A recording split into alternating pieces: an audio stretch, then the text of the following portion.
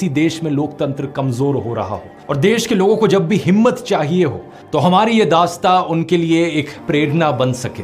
और वैसे दूसरों के लिए ही क्यों, ये दास्ता हमारे लिए भी तो एक प्रेरणा है। ये संघर्ष हमारा खत्म नहीं हुआ है। क्या पता कल के चुनाव के नतीजों में बीजेपी वाकई 350-400 सीट जीत जाए और प्रधानमंत्री देश को तानाशाही की दिशा में ही आगे बढ़ाते रहे। तब क्या करेंगे? प्रेरणा लेंगे अभी तक के इस सफर से, इस वीडियो से, और कोशिश को जारी रखेंगे। और अगर कल इंडिया अलायंस की भी जीत हुई तब भी ये सिलसिला थमेगा नहीं, क्योंकि इतना तो है कि देश में ध्रुवीकरण कम होगा, तानाशाही के काले बादल छट जाएंगे, लेकिन ऐसा नहीं कि अचानक से सब कुछ सही हो जाएगा। किसी ने एक बार कॉमेंट्स में पूछा था कि अगर कल को इंडिया अलायंस की सरकार बनती है तो क्या मैं तब भी आवाज उठाऊंगा?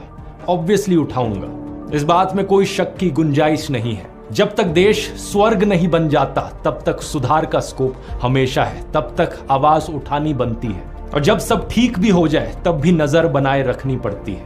यही लोकतंत्र है। और वैसे अभी तो बहुत बहुत बहुत कुछ सुधारना बचा है।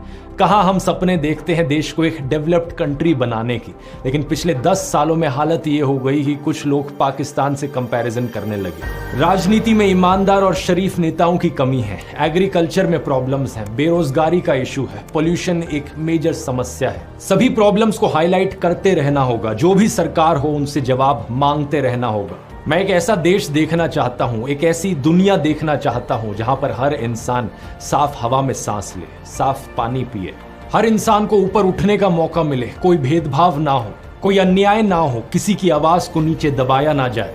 एक ऐसी दुनिया जो हर इंसान, हर पशु पक्षी के लिए जीने लायक हो। क्या धरती पर एक स्वर्ग बनाना मुमकिन है? मुझे नहीं पता, मैं बस सही कर्म करने पर ध्यान दूंगा, फल पर ऑब्सेस्ड नहीं होऊंगा। ये दौर देश की लड़कियों और औरतों के लिए भी बहुत प्रेरणादायक रहा है। जानते हैं क्यों? क्योंकि देश को बचाने के इस संघर्ष में कितनी सारी वुमेन जर्नलिस्ट ने जमकर भाग लिया।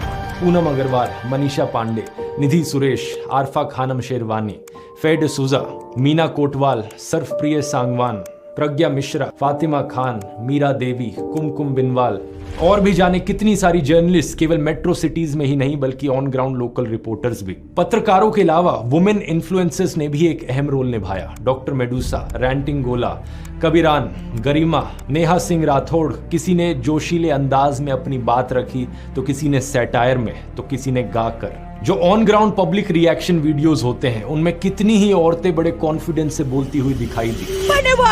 पापा हमें नौकरी क्यों नहीं देते? अपने मंगलसूत्र की रक्षा कर सकते हैं, मोदी जी के इंटरफेरेंस की कोई जरूरत नहीं है। जानते हैं इसका इम्प्लीकेशन क्या है? जब कोई महिला इस तरह से देश की जिम्मेदारी अपने सर पर उठा लेती है, उसके पर्सनल राइट्स ऑटोमेटिकली उसे मिल जाते हैं।